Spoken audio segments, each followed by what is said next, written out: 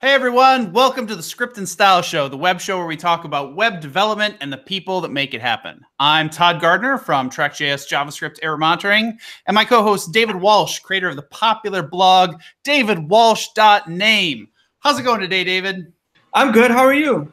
I'm well. It's Halloween time. It's October. Well, it's not. Yeah, okay. We're getting close. It is time to plan costumes. What are you going to be for Halloween? Man. Well, I'm not a festive guy. Like we have friends. You are a festive guy. No. I have my wife and I have friends who like do it up. Hundreds of dollars on costumes. They look just out of control, right? I can't bring myself to do that. So I've been thinking about, what's simple that I can do well. And I kind of want to be Ron Swanson for Halloween. Yes. Okay. I can't grow the mustache like he can. Wait, why not? Oh, dude, it would take like 4 years. Just shave off the bottom of the goatee and stop shaving the mustache for the rest of the month. Well, I'm gonna need to get a fake one, but I feel like it's simple.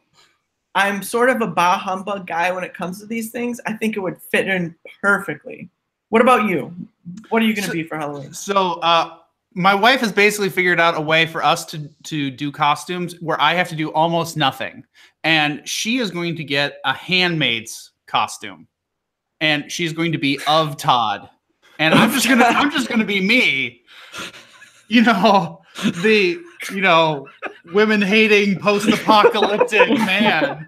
And she'll be of Todd.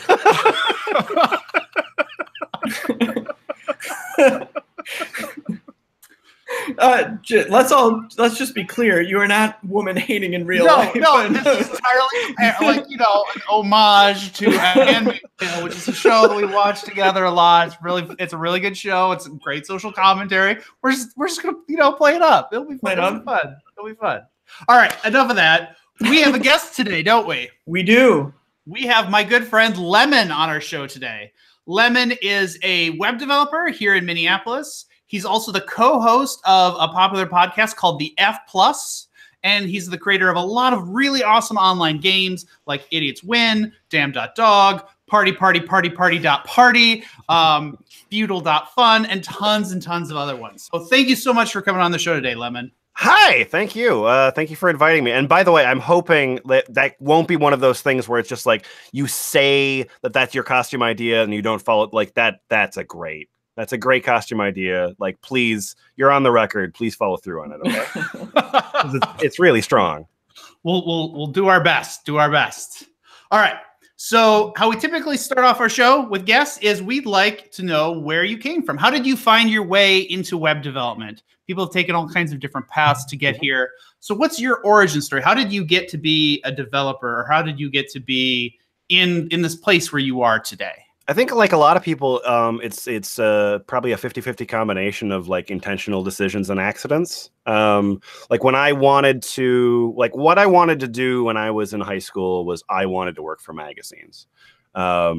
Because that was a glamorous life to me. The idea of like going to shows, like hanging out with people, like writing stuff that was funny, like producing, content that was, disposable, but still like distributable seemed really interesting to me. And so when I was in high school, I made zines because that was fun. Like you got to like work on a little. All right. So for people who aren't as old as we are. No, of course. What is a zine? A zine would be a thing where you put together some sort of thing that's similar to a magazine, but just with way lower production costs. You Xerox it, and then you just sort of like distribute it to, coffee shops or record stores or just like whatever. So it's like, a zine means magazine. It's just it's low rent, and it might be like really specifically niche. Yeah, so I made zines that got me in a whole lot of trouble at high school because I made a zine about how lame my high school was, and then I started to kind of like do that thing and work for these things, and things were going all right with it, and then I was like looking around at like what was happening in magazines, and I was like, well, this is unsustainable. Like as I'm working for magazines, like the entire bottom is falling out of this whole thing. Like it's not. you know, it's less successful every day. And I was like, well, I think I got to teach myself this internet crap. It's just a fad. It's not going to last. Well, yeah. And so like, I just sort of like, just like taught myself just general, like, you know, just stolen code and stuff like that. And did websites poorly, for, I don't know, like I probably did websites poorly for like maybe 8 years of just like kludging together garbage for like $100. And then finally I was like, I want to get good at this. And that was what I said. I wanted to get good at this. And so I started to talk to recruiters, and I know that people have different opinions on recruiters, and, you know, there's like 5% about recruiters that are nice. And so I started like working for like actual companies and actual agencies, and learning what it meant to do like websites like professionally, like as a grown up. And that leads me here, I guess. So what does it mean to do websites like a grown up? I think what it means is that you have other voices to determine what actually makes sense. Because like, if you're just sort of like, you know, throwing together a website for a bar or a restaurant or whatever, then the only thing that happens is there's the client, and the client goes, "Rah!" And then there's you, and you go, "Oh, okay, I'll try." They don't like respect you, or they care about you or whatever. They just think you're a pair of hands that likes, you know, puts keystrokes into the matrix, and then websites come out. And once you actually start doing it where you're like on a team or contracting for real money, then there's some sort of an idea of like UX and process and sustainability and doing it correctly. That changes a lot of things. I think that's a good description. I particularly enjoy your how you describe being screamed at by a client. Okay. I mean, to this day, like I just sort of respond better to being screamed at, but like I still have clients, and, you know, you still have to, you know, carefully listen to their ideas. Carefully listen to them. So while we're talking about writing websites professionally like an adult, let's talk about your conference talk that you've been doing all over lately. The Let's Launch a Website Right Friggin' Now. Which I absolutely love the title of this. What is this? What does this talk about? I think a lot of the talk is about that I would meet people that were working, you know, for sometimes 50, like 100-person teams of, you know, like you know, we got the DevOps people, and we've got the front end people and the middle wave people, and like all of these like NPM processes and sprints and stuff like that. And then you'd see the thing that they were making, and you were like, I mean, cool, like great, and I'm glad, you know, you're slanging code, and I'm glad you're getting paid, but like there's a lot to this that's not necessarily like that can be more complicated than it needs to be, and that sometimes can take some sort of joy out of that. And so like the idea of trying to bring this talk was more of an idea of like, yes, all of this stuff, like all of this professional enterprise grade, like website buildy stuff, is valid. You know, it's good. And then there's a lot of things that need that kind of thing. But also, did you know that you can just make a website for fun? Like, you don't need anyone's permission. You don't need real money. You can just like throw out a website in literally a weekend. And the people that would come to these conference talks usually had that ability, but just never, sometimes don't consider that that's still possible. You can still make, you know, an itchy and scratchy fan site. Please do. Like, the internet needs more of that. Right. Well, first of all, we need GeoCities back to get that started first. Wrestle them away from Yahoo. I totally agree with what you've just said, because like part of the reason that I got into web development, like way back when, was I wanted to teach myself something, and I knew that the carrot that I could dangle was doing a website about something fun, something that I cared about, right?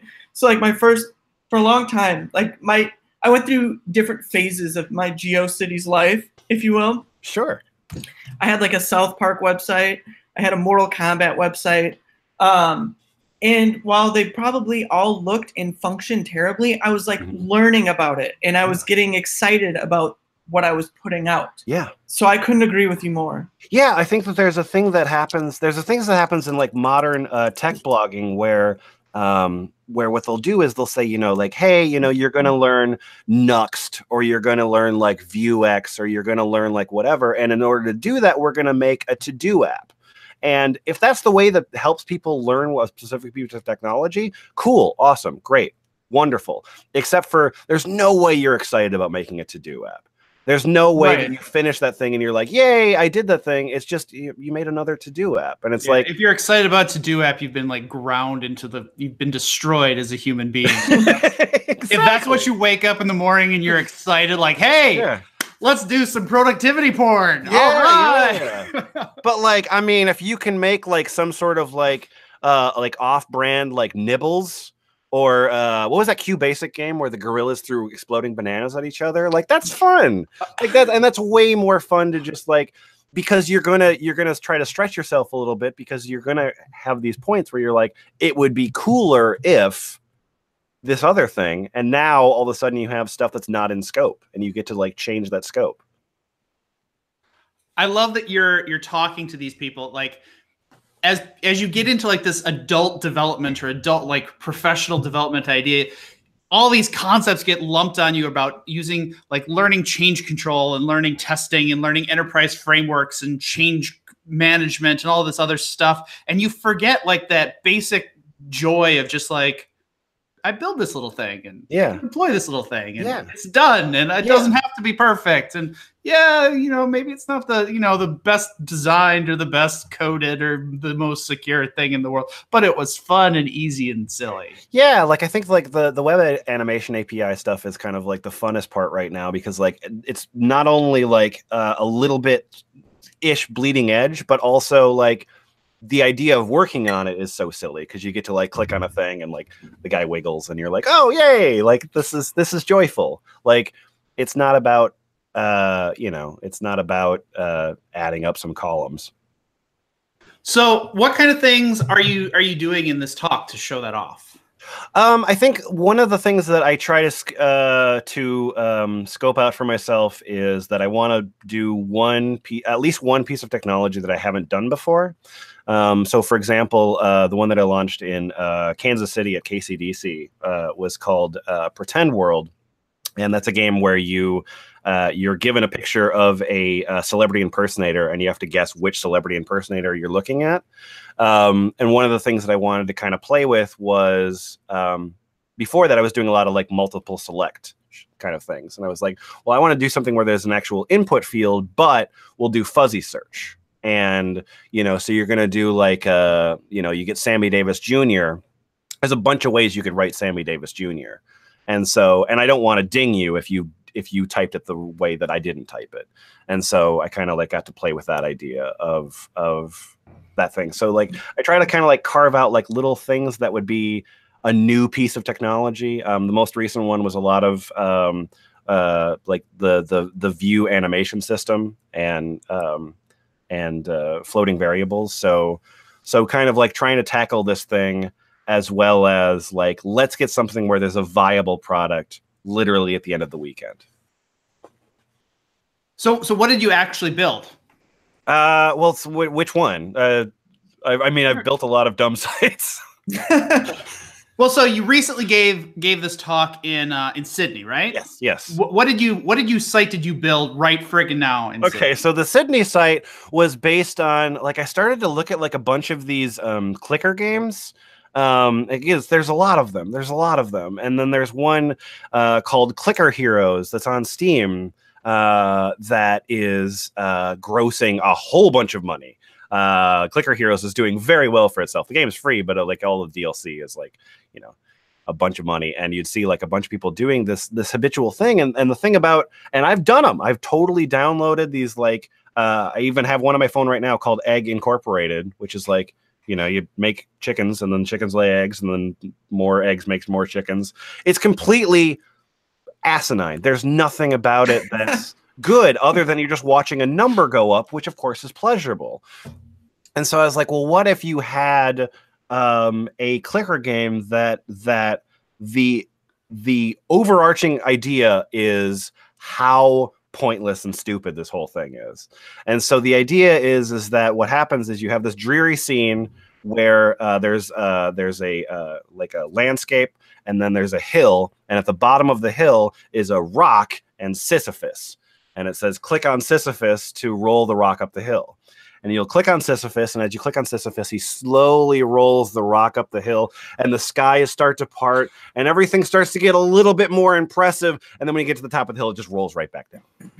Like, click on Sisyphus, you got to go get the ball back. And then as time goes on, you get achievements, and you get like the ability to purchase products, none of which will help you because the ball will never get to the top of the hill. No matter what you do, the ball will continue to roll back down the hill. He's been cursed by the gods. Did you actually put in like purchases? Like, can you buy points with like a credit card? And no. That would be a wonderful idea. I didn't actually try that thing, but you get points in the game, and then you can spend your points. And one of the things that you can purchase is dignity. And I believe you have to click on the game several 100,000 times. And I have seen screenshots of people buying dignity. So that's at least happened at one point. So this is a real site. This is a real site, yes. You really built during the conference talk and launched it. Yeah, I mean, I prep it beforehand because the idea of like live coding at a conference, is not a great idea. As a well-worn learning from experience piece of advice, don't do live coding at a conference talk. It's never working out the way you want it to. Where's the site now? If our listeners want to check this out, so futile.fun. Futile.fun. I'll put that in chat. It's a mobile responsive website where you can click on Sisyphus or tap on Sisyphus to push the rock up the hill. And you get nothing.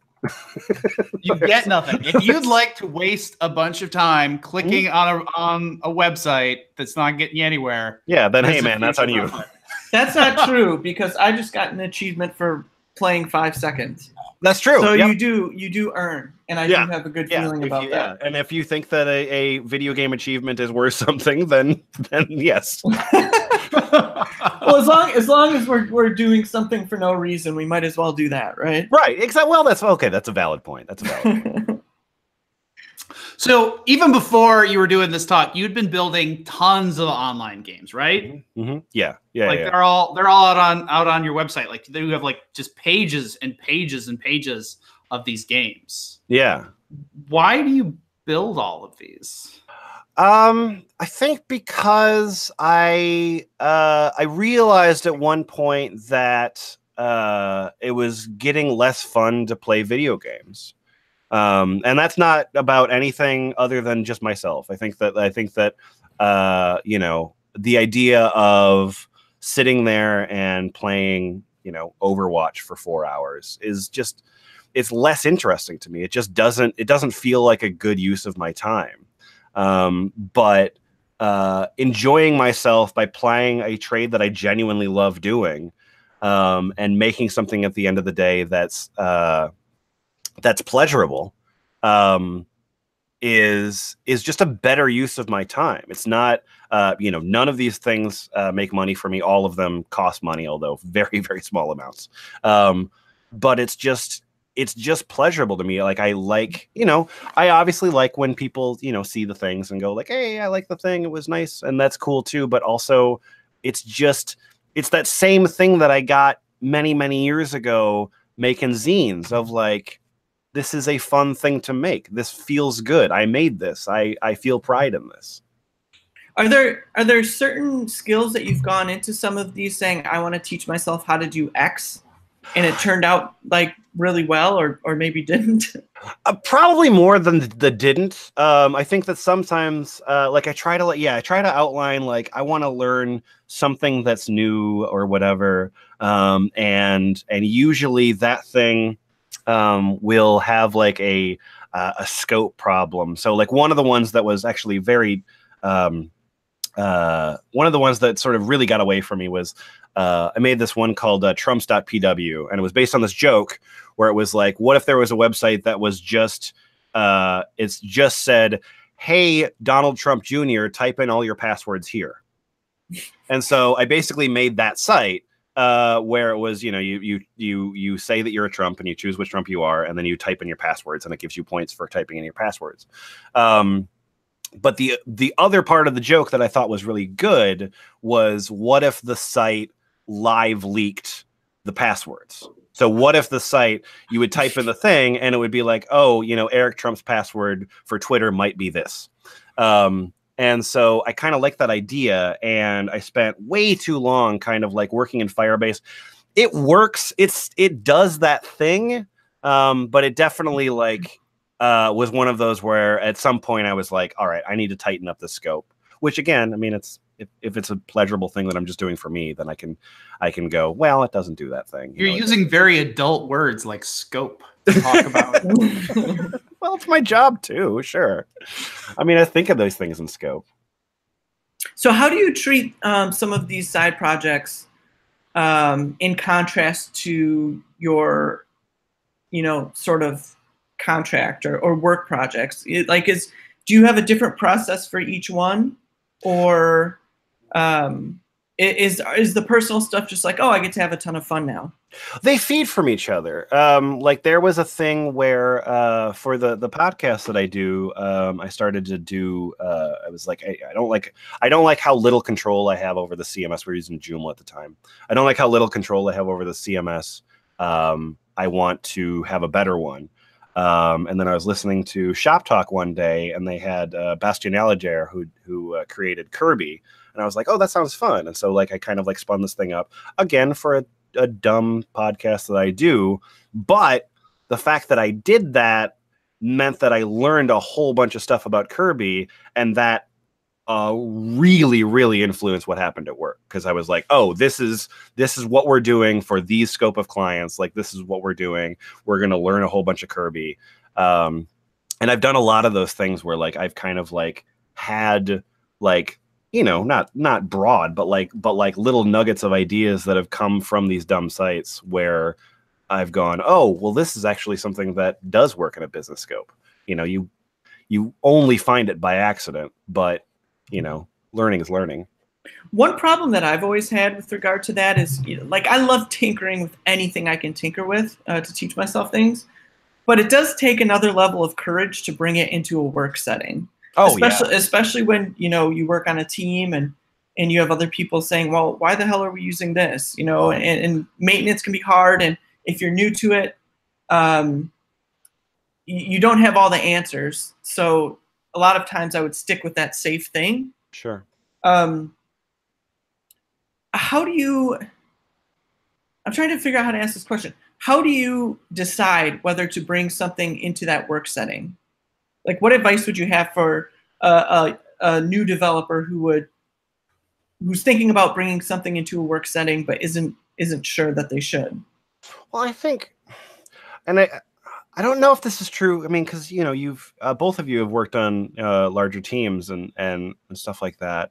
So I don't know if your experience would be the same as mine, but I feel like in a work setting, one of the things that I've noticed is that the difference between junior and senior sort of stuff is it's absolutely tech based. It's about how much stuff but I think that there's also something that is when you're at a certain level as a developer, more of your job ends up about knowing how to have those conversations. You know what I mean? Like knowing how to have a productive meeting and to be able to steer that productive meeting the way that you personally feel that it should be.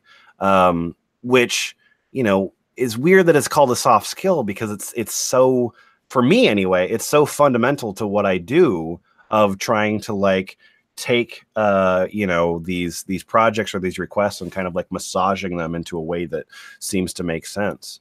And so I think that when to answer your point, I think that when I come in with a piece of technology that I'm personally excited by, if it seems viable to me, then it's about being able to feel like the development team that I'm talking to, the client that I'm talking to, and the management that I'm talking to, of like, you know, are they risk averse to this thing? And so like we've had lots and lots of conversations about CMSs. Like I'm personally of the opinion that I will never do a WordPress site ever again in my life. And so I get asked to do a lot of WordPress sites, and I go, well, here's another option. And that sometimes can be delicate, but it's one of those things where, you know, I try to outline, like, here's why I'm recommending this for you.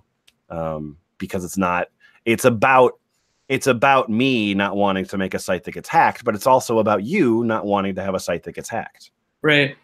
Todd, you're a founder working on a small team. Like, how do you and your teammates handle bringing in new stuff? Generally, we hate bringing in new stuff. New stuff is scary and has unknown failure modes. We actually wrote a bunch of blog posts about this in the last couple of weeks about how we like using old tech, because old tech like isn't fun, but old tech, you know how it's going to fail.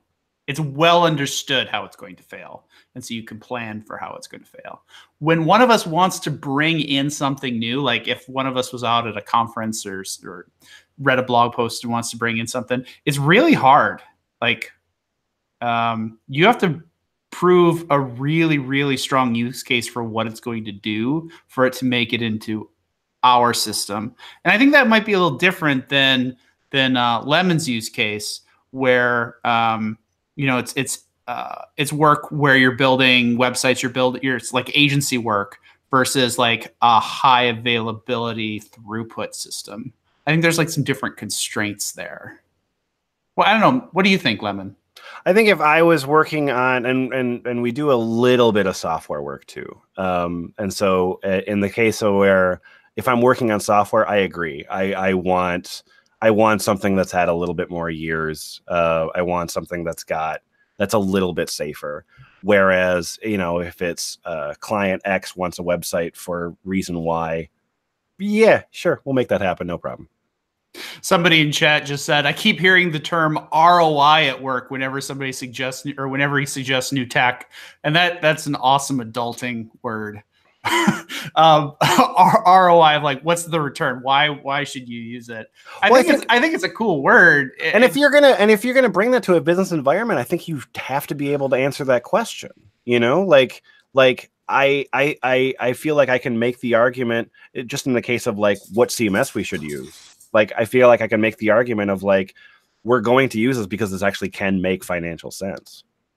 I think when you're doing it in a business, it always has to make, like, you can't just say, I want to use this because it's cool. Right. Yeah. You gotta be like, well, it's going to solve this problem faster, or it's going to make the system better in this way. And that's going to make this, you know, why are we going to make some more money using this thing? Right. Yeah.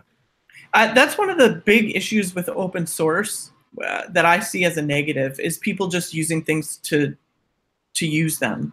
You know, like it's hard to maintain a project where like one person got this little bug. They're like, hey, I want to use this other thing.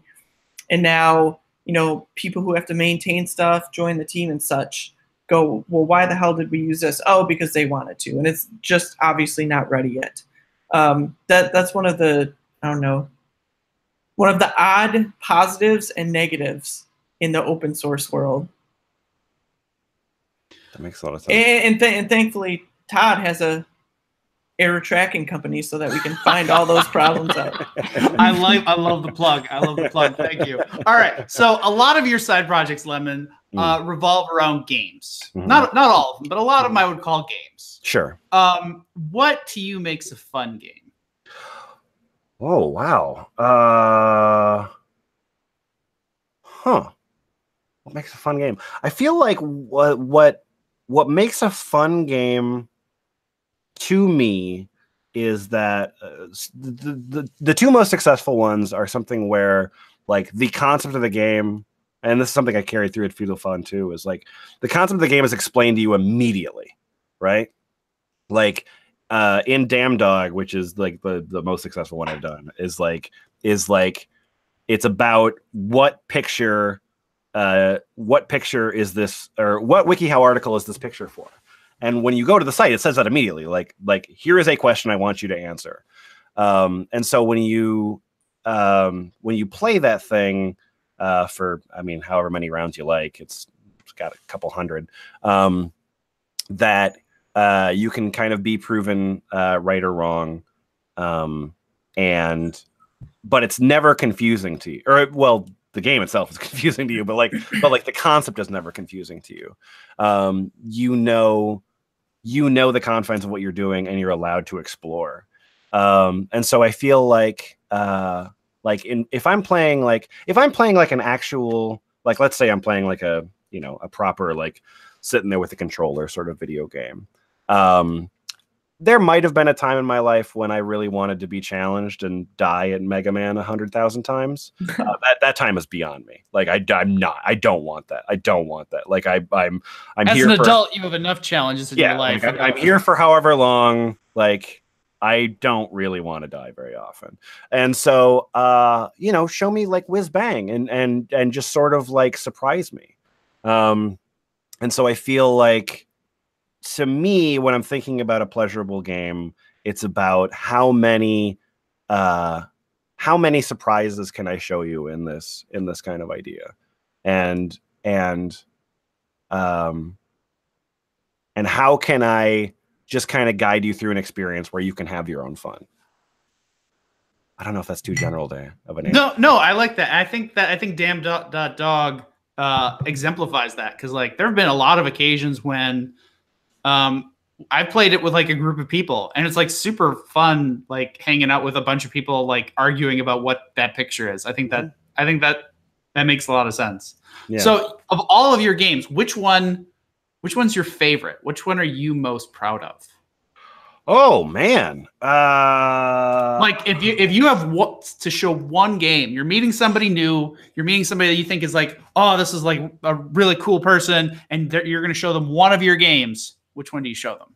If I gotta pick a favorite, I will say that the Pretend World one really did make me happy. I really liked everything about how that landed. I just got like the fact that it was based on a conversation with a friend of mine, Sanguinary novel, who's fantastic, and if you're looking for an artist, you could do much worse. So based on these conversations, I just sort of like built this thing, and I was really happy with how it came out.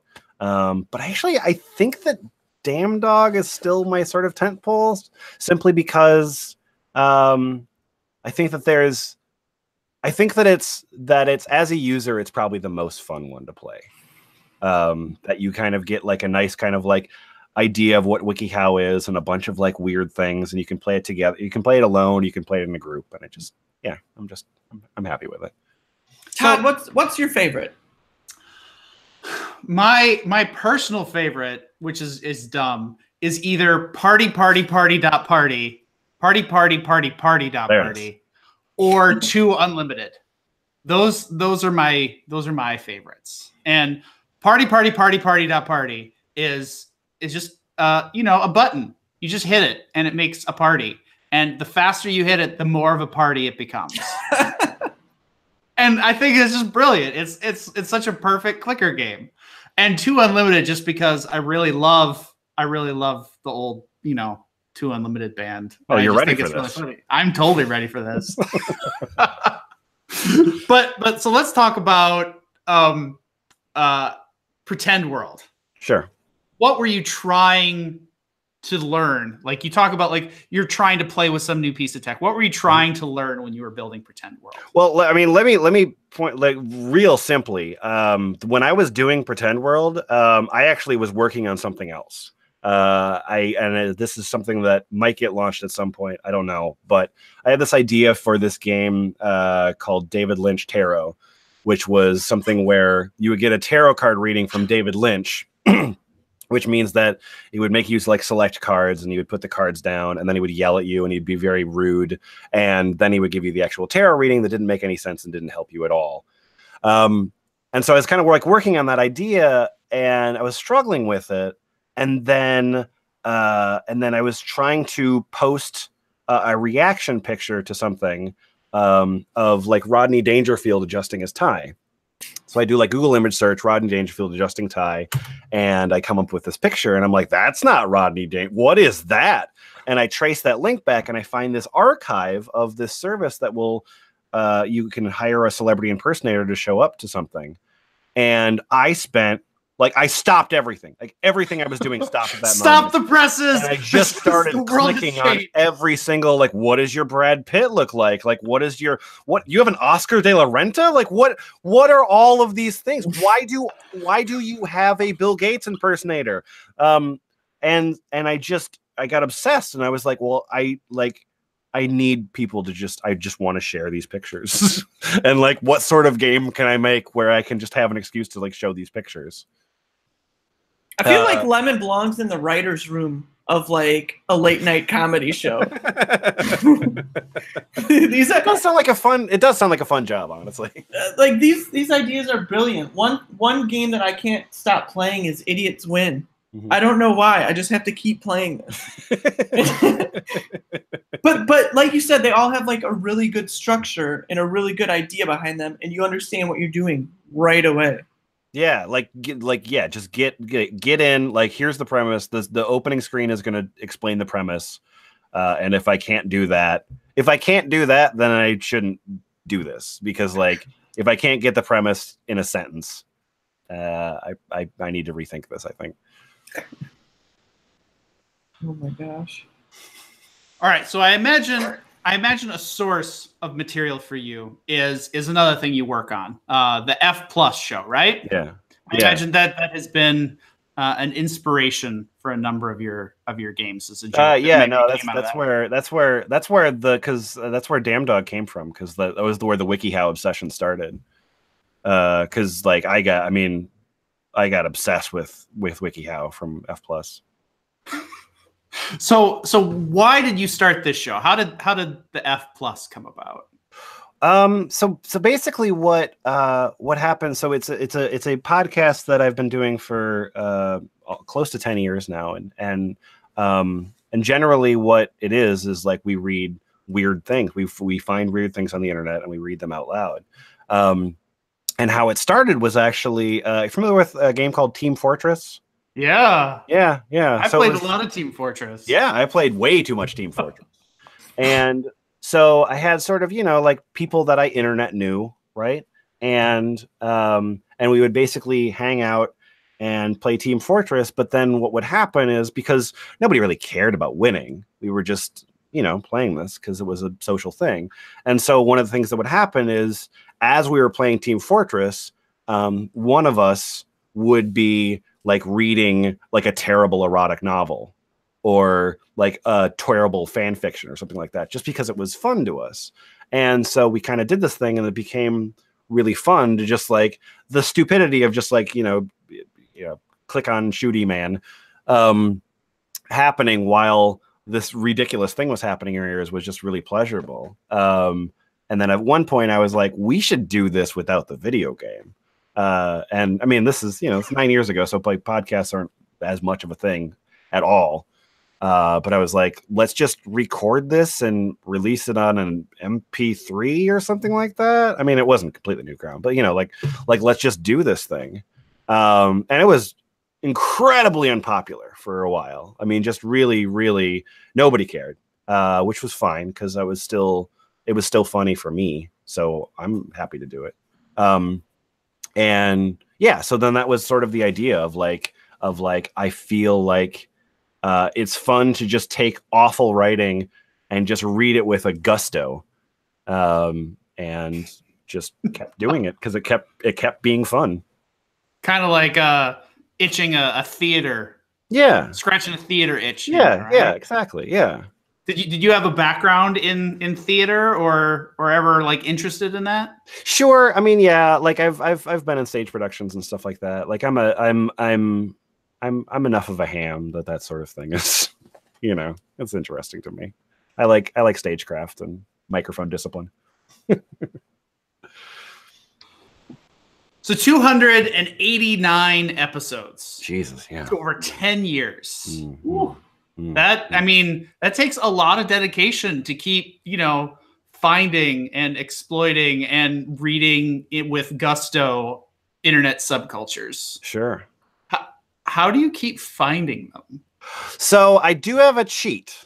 And there's a huge major reason that the show has continued to exist as long as it has, which is that, as I said, it was very unpopular for a while, and then it started to be less so. A couple of communities on like Something Awful found it, and then like it started to kind of grow, and so we built this kind of like this very gradual community. And what has been wonderful is that the actual community will literally mine content.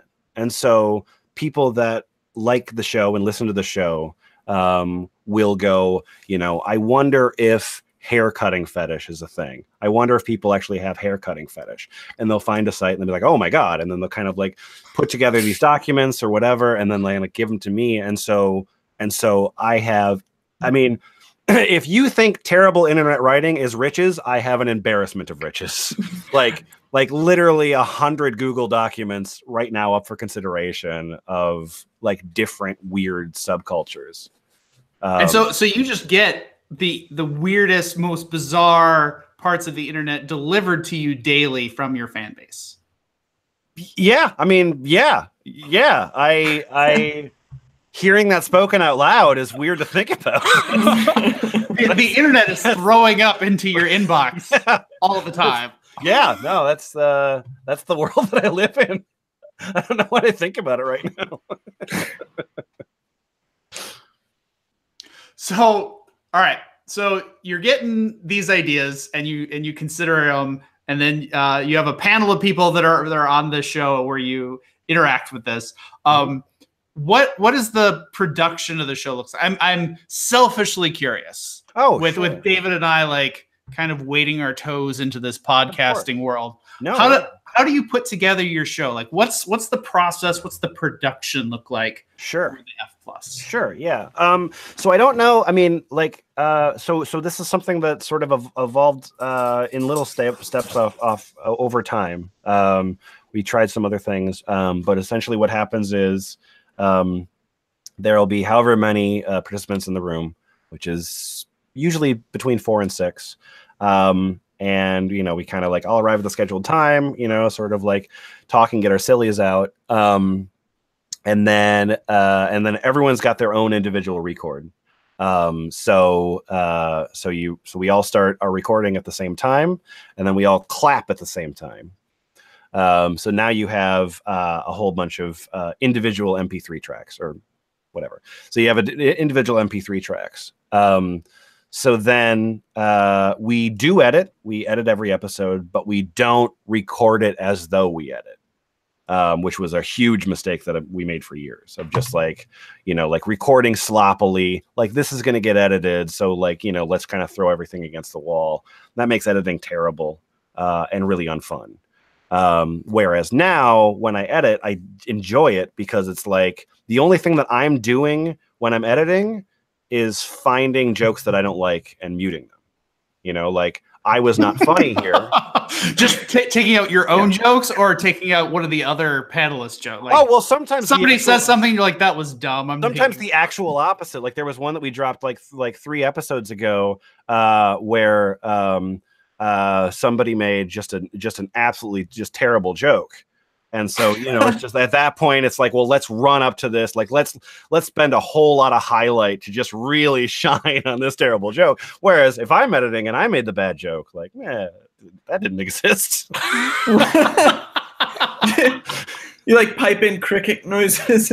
We literally have done that. Yes. We've done that exact thing. Oh, Todd, we can't do that. Otherwise, everything I said would be edited out. Just cricket. The Todd show. Well, like one of my favorites was getting the Unreal tournament. Holy shit! So you do all of the editing? No. No, we have about 24 like regular contributors, and then sort of. People will volunteer or get volunteered, and there'll be a different editor because no one should have to edit every single episode unless they're getting paid. That's a considerable amount of work. Some of those episodes that get quite long. Like sure, yeah.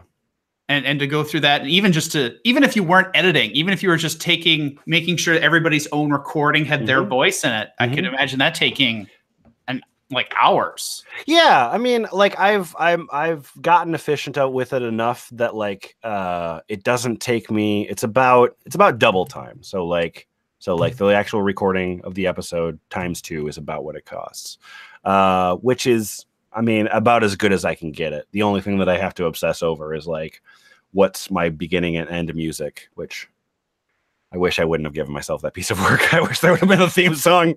Because like really trying to figure out the right Misfits song to use is just wasted. Oh time. Yeah, I mean, but you could spend days pining over what is the spirit song of this episode. Absolutely, and you know, a show will not get released for a week because I'm just like, I gotta decide which Foxy Shazam song really works in. Oh man. All right, so you try and record it with as few fuck ups as possible. Yep. You spend 2x time. Somebody spends 2x time about editing the thing together, getting music in. What happens then?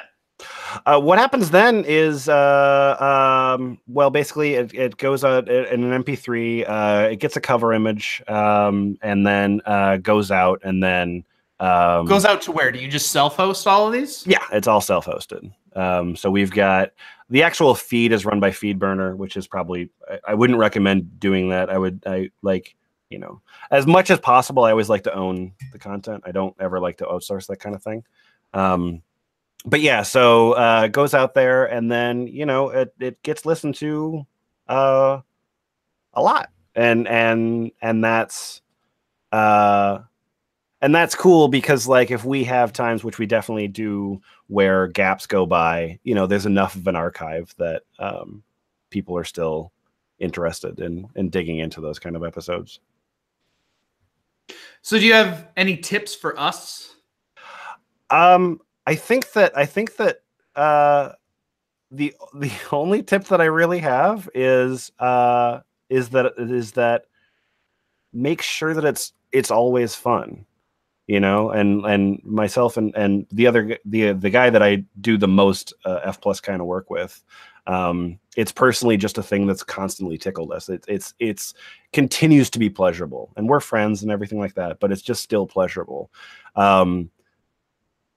because that's like if somebody's doing a podcast to get paid, then they made a huge mistake. Like, literally work at Walgreens, like even hour per hour, like that doesn't make any sense.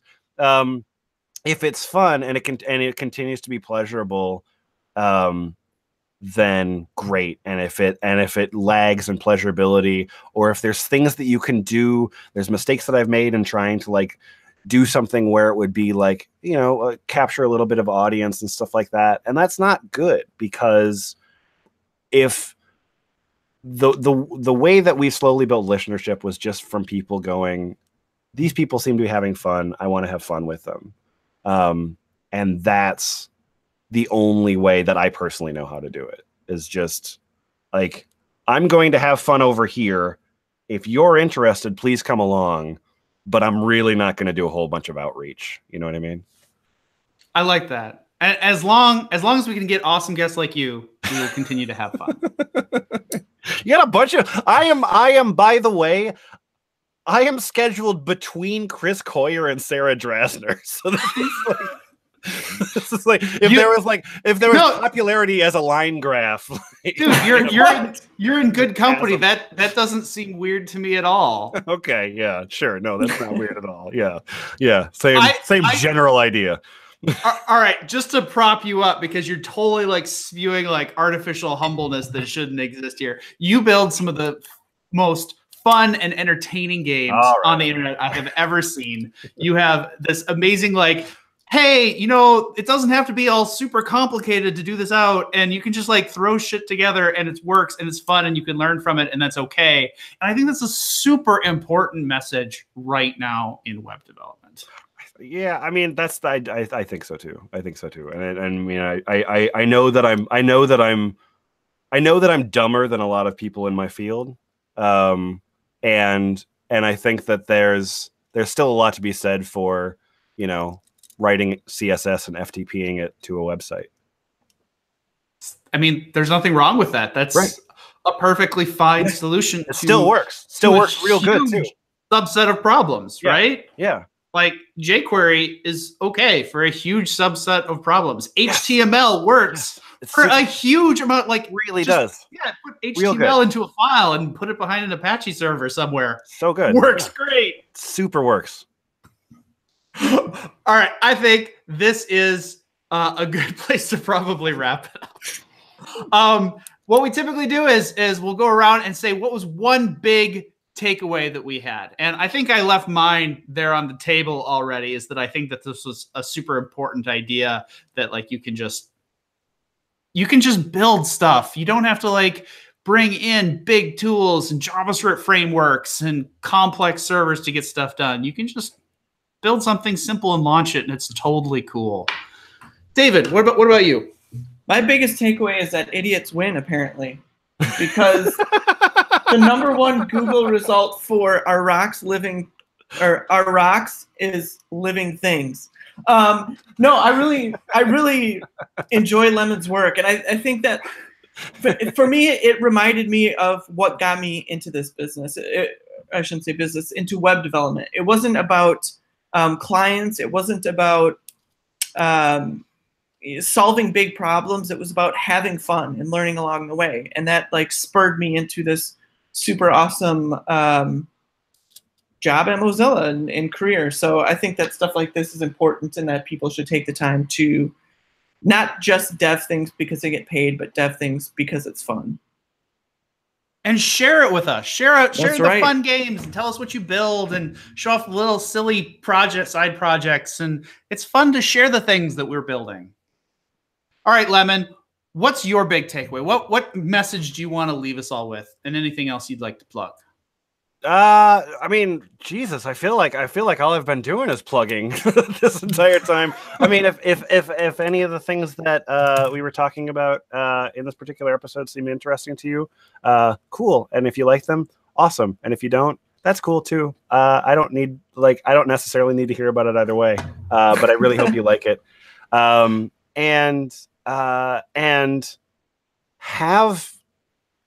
have fun on the internet. Like that's really like all there is, because like there's so much aggregation of, you know, and I know that this comes a little bit of like an old man kind of thing, but there was so much like I really like Inspector Gadget, and I want to tell you everything that I like about Inspector Gadget that existed at one point, and it got amalgamated into these like sort of slick super sites.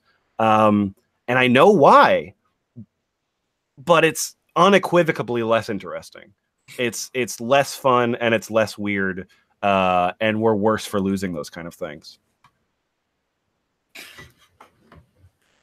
I thinking back to all of the hours I spent trolling across GeoCity sites and meta sites and forum, like old message boards, Usenet boards.